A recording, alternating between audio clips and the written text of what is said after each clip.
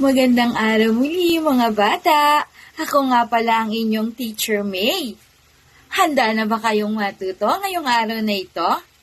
Ang atin nga palang pag-aaralan ay ang mga tunog ng letra sa pamamagitan ng awit. Handa na ba kayo muli? Tingnan nyo mga bata, mayroon ako ditong isang letra. Ano kaya ang letrang ito? Tingnan nyo mga bata. Ang letrang pag-aaralan natin ngayon ay ang letrang B. Ang tunog ay B. Sabihin nga ninyo muli mga bata. B. B.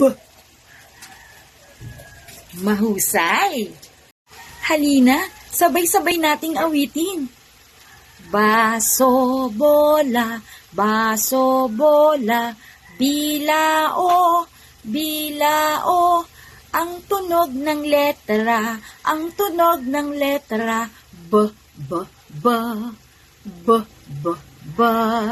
Bata, baba, bata, baba, babae, babae.